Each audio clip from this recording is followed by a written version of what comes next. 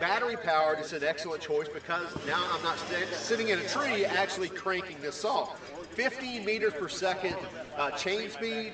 So let's see how well it works. All I have to do, take off the chain brake and depress the safety, and now it's pull the trigger and go.